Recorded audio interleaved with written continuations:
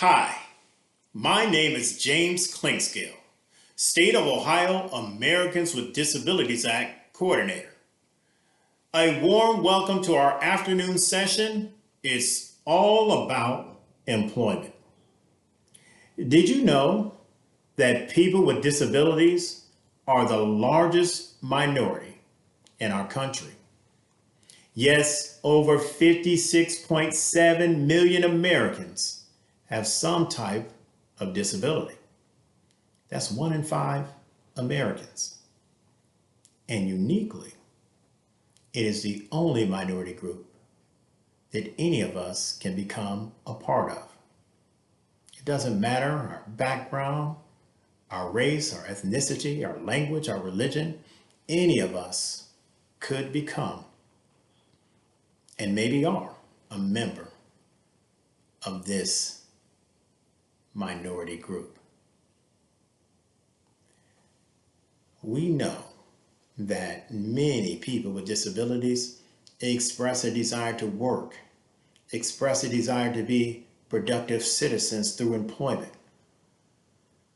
But sadly, many face barriers to employment opportunities, to staying successfully employed. During today's session, we're going to listen in to some of our previous guests who have shared what some of these barriers are, what solutions can be, and what an ideal workplace can look like. I challenge you today to listen, to learn, to contemplate, to meditate on how we, State of Ohio agencies, boards, and commissions can truly be a disability inclusion state and model employer of individuals with disabilities.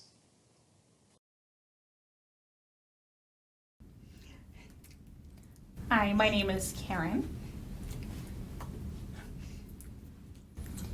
I've been working in vocational rehabilitation for 5 years, and I'm third generation deaf. I communicate via sign language, and I have an interpreter here voicing for all of you, which means I'm providing the accommodation to you so you can understand me. I'm truly excited to be a part of this event, as it allows me to share my passion for disability inclusion, not only in the workplace, but in general society. Employment barriers are something that I've faced. They can be examples such as not having access to an interpreter, or conversations that are happening amongst my coworkers that I'm unable to participate in, and more. Let's talk about some of the barriers that impact people with disabilities in employment and also additional accessibility issues. Something to keep in mind is the lack of accessibility equates to the lack of opportunities when it comes to not only employment, but networking, and also just a negative perception on people with disabilities. And truly, that is the biggest barrier of them all. There is a disparity happening when it comes to looking at individuals who have a disability and those who don't with getting a job out in the workplace, which is not acceptable in a great nation such as ours. We have individuals who are still looking for a job, or those who have found a job. But truly, the bottom line is they're still having difficulties getting accommodations. Let's look and listen to some of our individuals who do have disabilities and hear what their narrative is. Thanks for having me today. My name is Joel Vorman. I work as a peer support specialist at Community Support Services in Akron. My role specifically, I work in a supported employment department. My job is to assist individuals with severe and persistent mental illness find and maintain employment. So, that finding work for me, I have a mental illness. I was diagnosed with bipolar disorder in 2003. And one of, if not my biggest struggles, was being able to find and keep a job and find the right fit. What type of barriers have you faced while seeking employment? Sure. Well, having a mental illness, it's been very tough to get the kind of accommodations I need because, for me personally, I deal with both severe manic and severe depressive episodes. And some days, when I'm manic, I can come in and be an absolute tornado and get a ton of stuff done, and others I can't get out of bed. So, barriers that I've found is finding a job that can be accommodating to my schedule. So on those days that I'm a working machine and in high gear that I could get more done in days that I can't get out of bed. I have an employer that's understanding of that. Also, getting coworkers to understand it, and more importantly, supervisors to understand my illness and the symptoms that I have. Um, and to be mindful of those. Some days my behavior may be a bit erratic, or I may be a bit moody, or I may just be, flatlined at zero productivity. So getting accommodations from a coworker and an employer rather, is a little bit more difficult with a mental illness sometimes, just because the science behind it's a little bit more difficult. I'll say this. Working as a peer support specialist, one of my biggest fears when I was hired in is that I'm going in there with a label on me that I'm disabled because I'm a peer of people with severe and persistent mental illness. And there's about a dozen or so of us at the agency who wear that same label. And my fear when I started at the job was that I was working with counselors and therapists and people who've been in supervisory roles for many years, is that I would be thought less of. I think the barriers for me fall into two categories. One is transportation, getting to and from work and appointments, and the other has to do with technology to access applications and platforms that we need to work with. And related to that is converting printed and electronic materials into forms that I can read with access technology. So those things are barriers that I need to work on each day, that my employer is able to help me with, and it's to some degree, at least with the technology piece. The transportation piece requires a great deal of planning on my part and using community resources. And then in terms of the technology on the job, there is responsibility that I have to do quite a bit of testing and learning and trial in how to make that technology not only work, but work efficiently for what I need to get done. What types of barriers have you faced? I was following directions. So thank you for that question. I can remember coming home from college and looking for an internship or looking for summer employment, and I had an interview, and at that time I wasn't savvy enough to figure out if the location of the job was in an accessible place. So I pulled up to the interview site, and come to find out it was not accessible. So I had to call the person that I was interviewing with to let them know, that I was a chair user. So that interviewer came out and actually interviewed me in my car. So the outcome of that situation was I did not receive the position. And from that point, I began to do some research and really began to understand accessibility and how to approach the job seeking, the job search process with a little bit more savviness, right? And then I can remember, you talk about, public locations. I can remember going to restaurants, and the restaurants were not accessible. So I had to go through the back door. There may be some that remember this process, going through the back door, going through the kitchen, right, to get to the front of the restaurant. So those are just a few things that I remember, as it relates to lack of accessibility. I was frustrated. Because, when you're going to an interview, your excitement level is high, and you're you're anticipating, you've prepared, so you want everything to line up.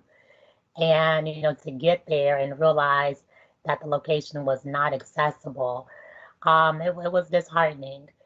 And quite frankly, it was something that I didn't think of. This was kind of my first time doing an actual job search, being at home for the summer break. So it was frustrating to say the least. And having to go through the back door, through the kitchen, that was demoralizing. Why can't I access a restaurant where I'm paying my dollars, to sit and eat? Why can't I access it through the front door? So frustrating and demoralizing. For far too long,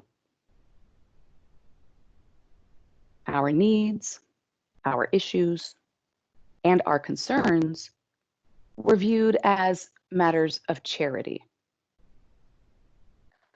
For far too long, society's primary preoccupation was on fixing us through medical interventions, therapies, and so forth, versus accommodating us.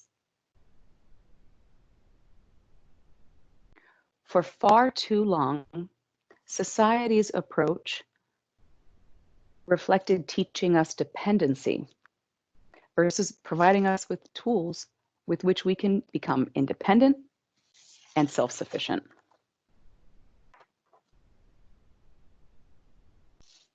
For far too long, society focused on forcing us into isolation and warehousing us versus integrating and including us in our communities. For far too long, society has focused on controlling our freedom of choice versus empowering us to make informed decisions and fostering self-determination. The Department of Labor provides us some startling statistics. Only 21.5% of people with disabilities are employed. And we compare that with over 64% of people without disabilities being employed. We see there's an employment gap. In fact, the unemployment rate for people with disabilities is over 7.7%. That's more than 100% greater than the unemployment rate for people without disabilities. Hi, my name is Sean Madden. I'm a VR counselor for OOD. Do you guys know what it's like to be scared to discuss your disability with your employer? Do you know what it's like to be left out of conversations or important meetings? This happens to me so many times. Here are some examples.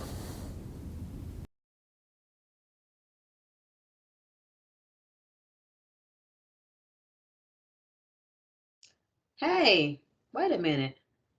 This is a training about our performance evaluations. I cannot hear anything.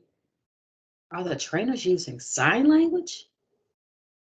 I really want to attend this training. I'm going to let them know in the chat. I cannot hear anything you are saying.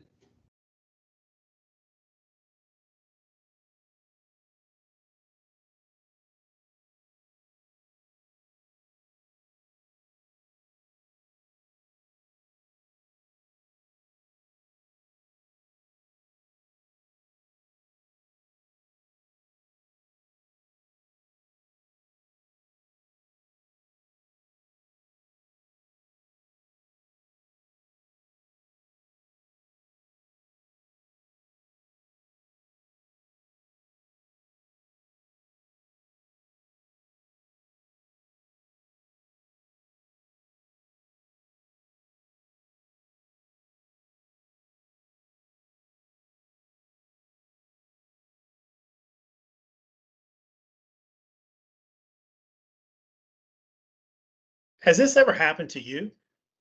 Probably not. In this scene, most of us have just experienced what it's like to be left out, what it's like to be excluded and not have access. Did you also notice that the topic of the training was very important? It would be impactful to many employees. Now, just imagine for a moment being left out of such an important training and how that might impact you. Would you like to see what you missed? Let's look into that scene again.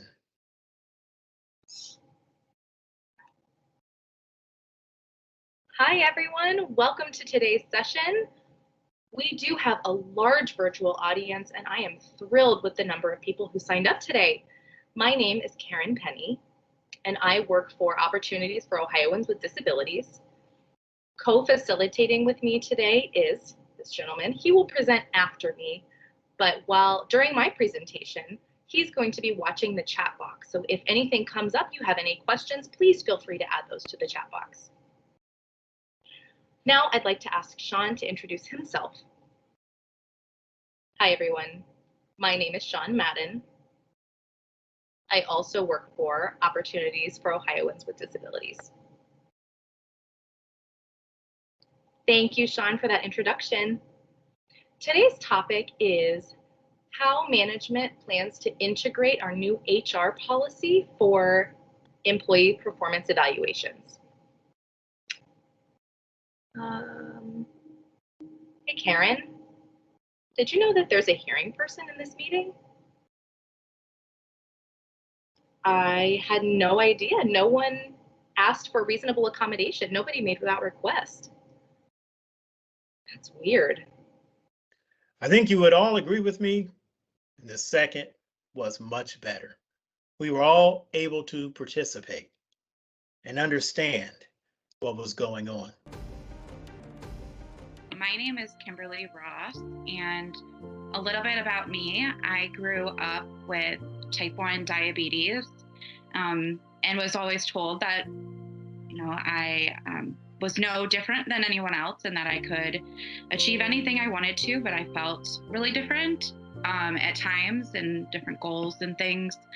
And I also later on in life got diagnosed with generalized anxiety disorder and then also ADD. So those definitely have played and impacted my life and my learning and my work environment. And I previously worked in the healthcare industry, and then now I'm kind of changing careers to more public health or training and development type roles. One of my first jobs was in a behavioral health setting, and I actually, when working there, I identified a lot with the assessment questions from the clinic. So I knew in college things got more progressively, worse for me, and I started struggling in school, even though I was a really good student otherwise. And so I knew something was off, and so I saw a psychiatrist, and I was diagnosed with adult ADD and then also generalized anxiety disorder. And so at that time I thought I should tell my employer because they're going to try me on different medicines and that might impact my memory for a little bit, or how I go about and do my routine at work. And the feedback that I got when I told her pretty much was, we can shut the door for less distractions. And that was pretty much all that I was given until my review came up. And on my review, it said that I had issues with memory and staying focused and things that were associated with some of my diagnoses. And I didn't really feel supported at that time to disclose anything more because it felt like I was isolated because I had disclosed. And so that was really traumatic for me. It made me feel like I needed to be isolated, that I wasn't going to reach my potential, that I shouldn't have disclosed anything, that, I was always going to be seen as different, rather than you know, seen as this is something that you have, and we can, you know, make accommodations, or we can figure out how you can do your job with what you struggle with. My name is Nikayla Loshevsky. I am a graduate student at The Ohio State University, and past employment has included lab work at my undergraduate university, a on-campus job as well that was not science related, and I've done a couple of internships over the summer. My disability is a motor neuron disease, so I have difficulty walking or maintaining muscle strength. So one negative experience I've had disclosing my disability was when applying to graduate schools. I applied to a couple of them, and I heard that from one of the schools I applied to, they considered not accepting me based on the fact I wanted to research my own disability. They thought I would be biased in my research, and they didn't think I qualified because of that. That experience made me feel really insulted, like I couldn't perform at the same level as someone else. Like my executive functioning was impacted because my legs don't work, which that doesn't make any sense. And like I couldn't do good science, and that's always been my goal, is to be a scientist since I was 14 years old. So the fact that someone who was so high up in their field said that about me was deeply troubling, and I still think about that like at least once a month, and that happened 2.5 years ago.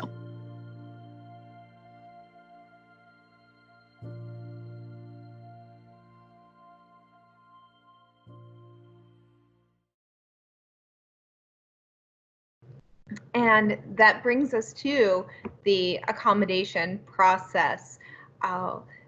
Berna, the next question is for you. If you need a reasonable accommodation for work, what is the most difficult part for you of asking for what you need at any point in the interactive process? I think the most difficult part is getting the process started, because you first have to ask and acknowledge that you need an accommodation, and then begin to have the discussion about what that accommodation is going to be. And I think that always creates a lot of anxiety, because my disability is obvious, so there's not a question of having to reveal I have a disability, but the questions in my mind are always, what is the person thinking? Are they thinking, well, if she's asking for this accommodation, what else is she going to ask for? And can she really do this job? And if I have to provide all of these accommodations, how much is that going to cost? How much time is it going to take? And I'm always asking myself what questions they may be asking themselves, which might mean I've been in the field too long, but I don't know. But anyway, I think that initial anxiety of presenting that I need this accommodation, but with it, I can take off and do this job as well as anyone else in this position. But I think getting that process initiated is the most anxiety producing part.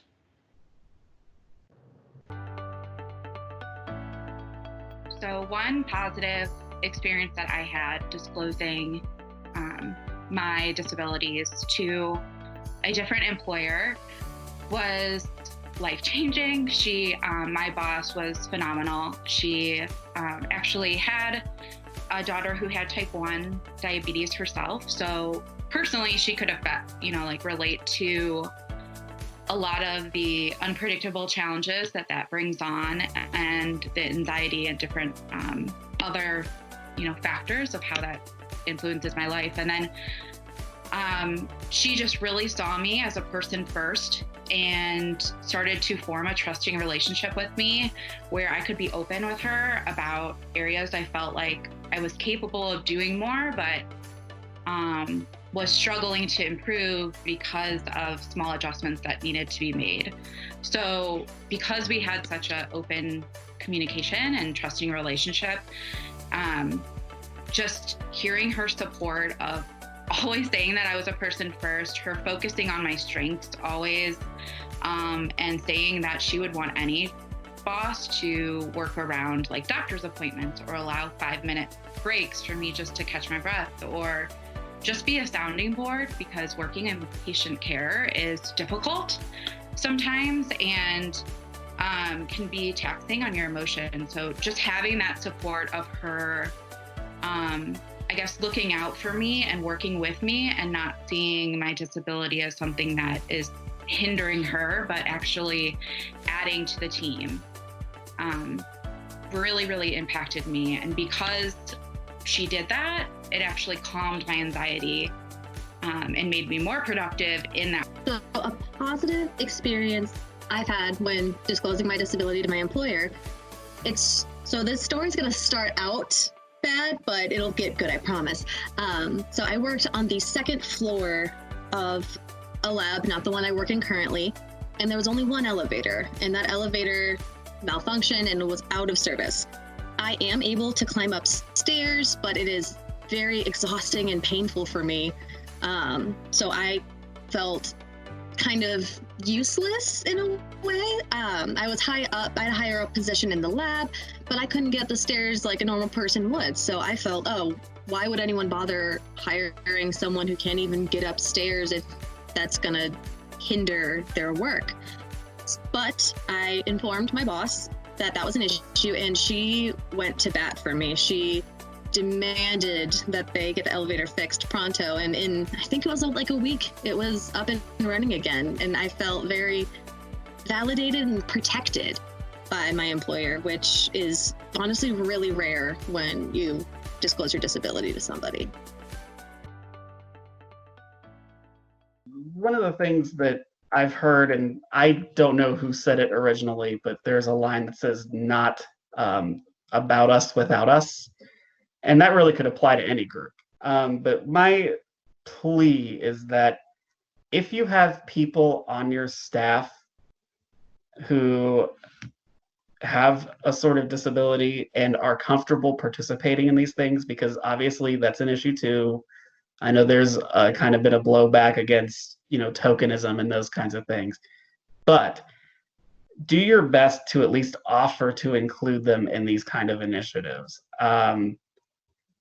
Because what they will do two things for you. One, they will make it a whole lot more real to you. And second of all, they might actually help you from totally humiliating yourself or your organization.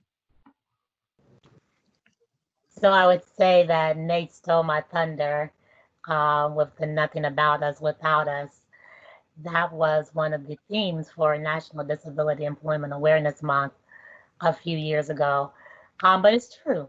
When we talk about disability inclusion, there's nothing about us without us, because it's important that we live in a society where our voices are heard and valued, right? And that, whether we're in the community or we're in the workplace, that we have representation. So it's really about making sure that everybody has the same opportunities to participate in every aspect of life. I don't ever want to be thought of as a person who has a disability who is a rehabilitation supervisor. I want to be thought of as a rehabilitation supervisor who has peers in the same role, who manages staff like those peers do, and who is a part of that organization, who happens to have a disability, which may or may not need an accommodation in various different circumstances. And that I'm able to, once those accommodations are in place, manage the accommodation as well as what needs to be happening on my team. So the theme there being, I don't want the disability to be center focus. It's there, it's real. Yeah, we need to talk about it. and I need accommodations. But once things are in place, I want to be valued for what I bring to the table. The disability is only a piece of it. In as much as someone, wearing glasses or having brown hair or something might be a piece of who they are. It's a piece of who I am. It doesn't define who I am.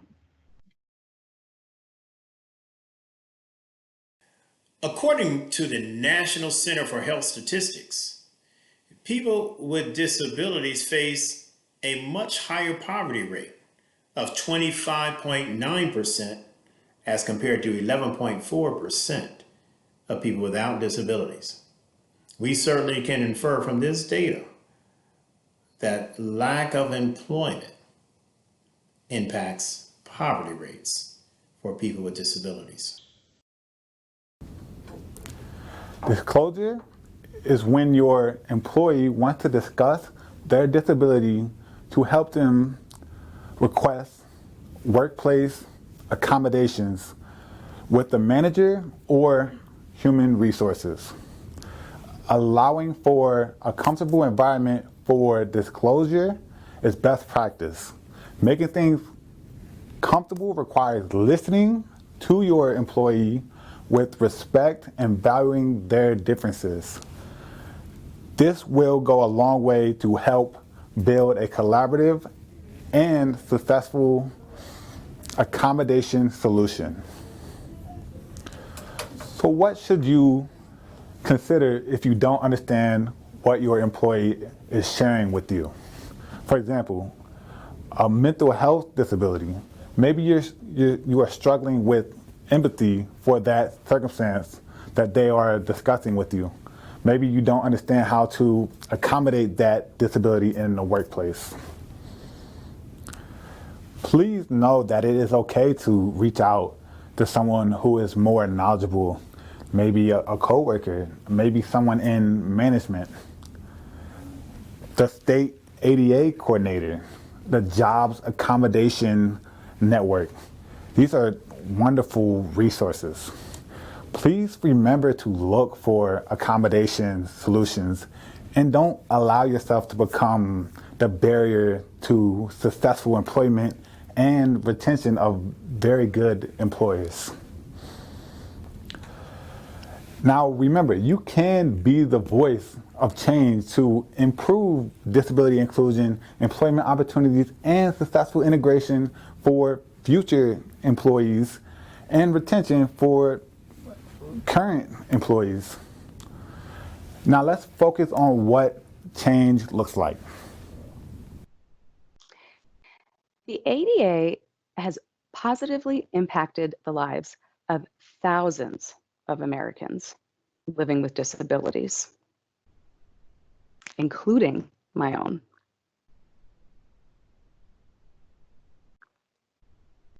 The signing of the ADA truly positioned our country and our economy on a path to being able to benefit from the talents and contributions of all Americans, including Americans like myself, as a person with a disability. So for me, the ADA made it possible for me, a Black woman who grew up in poverty in Jamaica, West Indies, a daughter of a single mother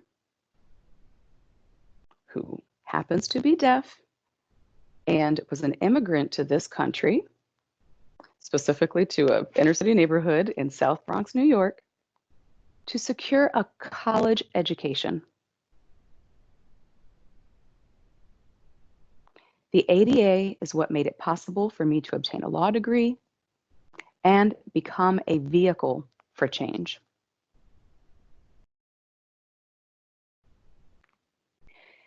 As a member of both the disability community and having seen the civil rights movements in the disabled community and the Black community, I find it necessary to remind folks that the ADA is also an integral part of our nation's civil rights journey. Disability rights are civil rights. I hope you will agree that on behalf of Ohio's approximately 1.6 million Ohioans with disabilities, of whom nearly 870,000 are of working age, you must be vigilant and redouble your efforts, perhaps triple your efforts, to protect their rights under the ADA, because simply we have come too far to turn back now. I sincerely applaud your Governor, Mike DeWine, for signing Executive Order 2019-03D back in January of 2019, which established Ohio as a disability inclusion state and model employer of individuals with disabilities. Let's give Mike a round of applause. That's a wonderful decision. But let's remind ourselves that laws and executive orders are truly statements of principle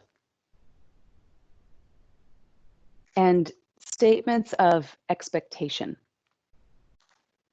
You can think of them more or less like an investment, and the dividends on those investments depend on people like you who are devoted to effective and meaningful implementation and enforcement.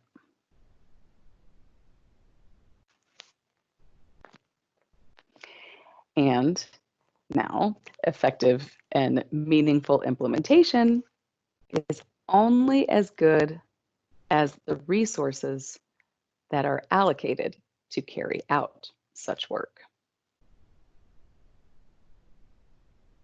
So, for example, the executive order requires that there be a state ADA coordinator, which is wonderful.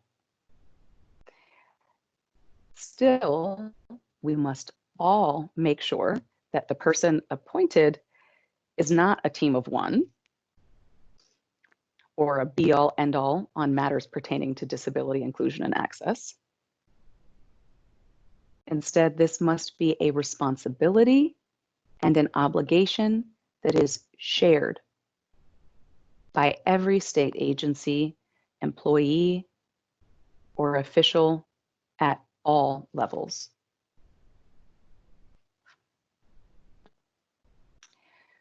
Far too many people within our communities are still led to see the American dream as nothing more than an empty promise because of the hurdles that are still thrown in their paths as they attempt to get their foot in the door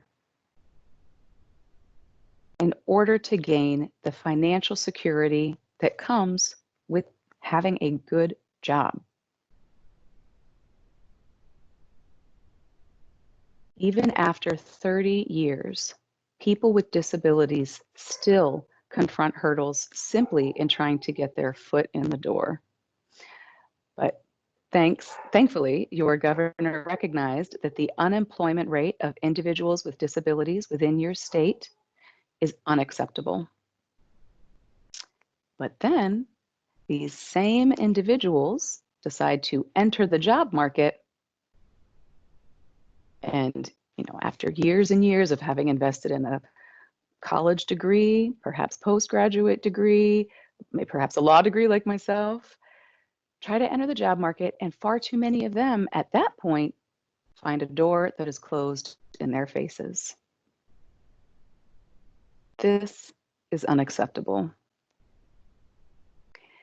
With the ADA and now Governor DeWine's executive order, they call on you, each of you, to help push those doors of economic opportunity open. And I'll say that again, to truly push those doors open and keep them open.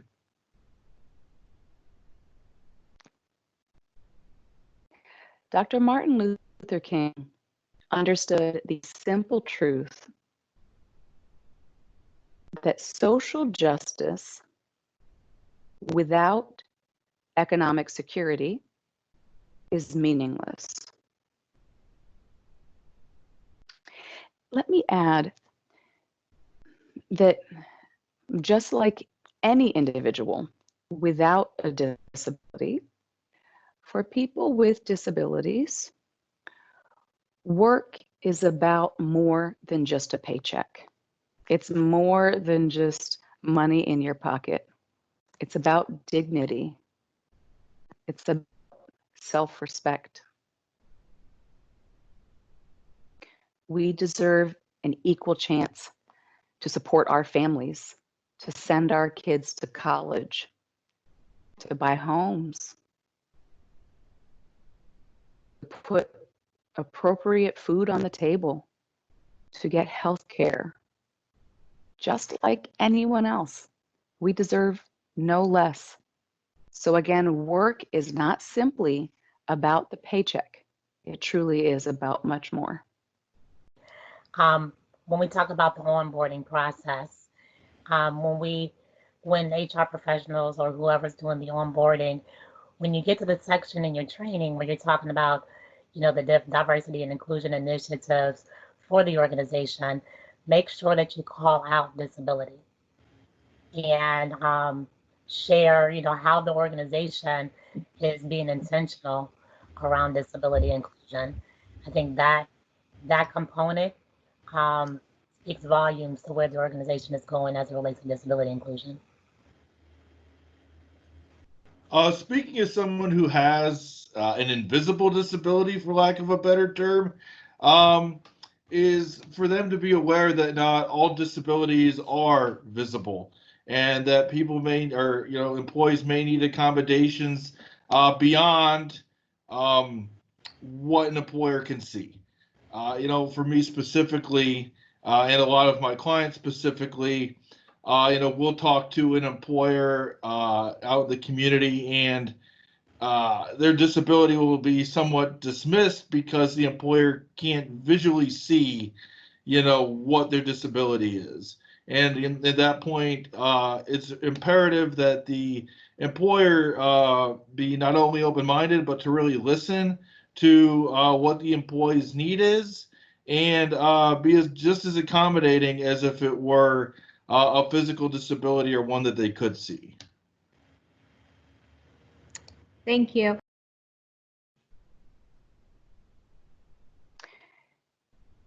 After all, it should be that way, because we should not be defined by our limits, but instead we should be defined by our potential.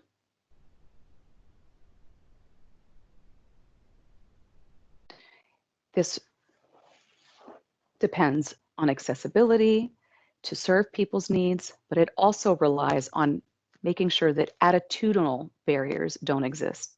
This is still said to be one of the most major hurdles for people with disabilities, because we can't legislate attitude change. But once we can address all of this, then truly anything is possible. So again, I call on you to tap in to the limitless potential of all Ohioans with disabilities.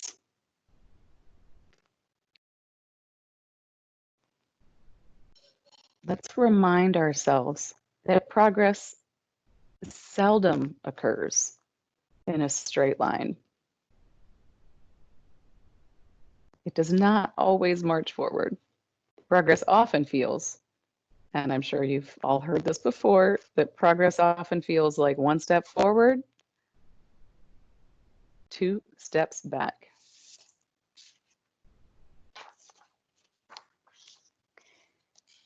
And remind ourselves that this has gotten us to where we are today, to this society. I strongly believe that our collective commitment is what will continue to transform the ADA's promise, in addition to your executive order. It will turn ADA's and Ohio's promise into reality for your citizens.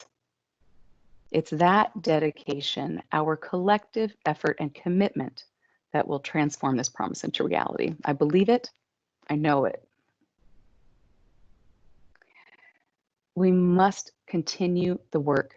We have to stay steadfastly focused to upholding and expanding the ADA's promises.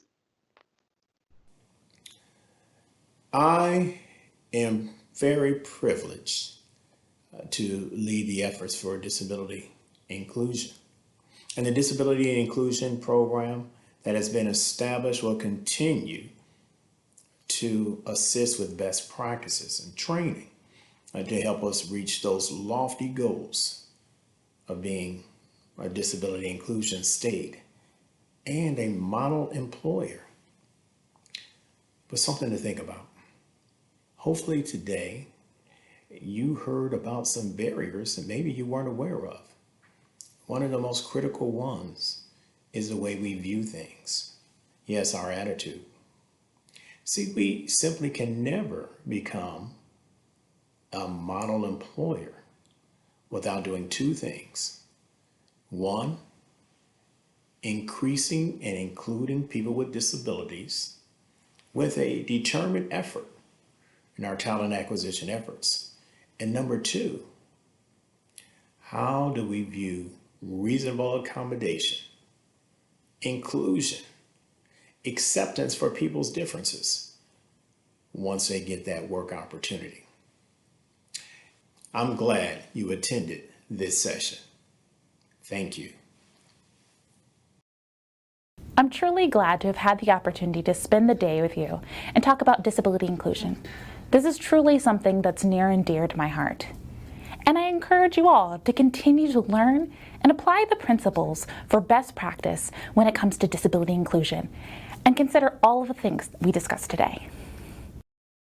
Please don't treat people with disabilities as a nuisance, but instead keep in mind what you heard in this session, which outline both barriers and great solutions.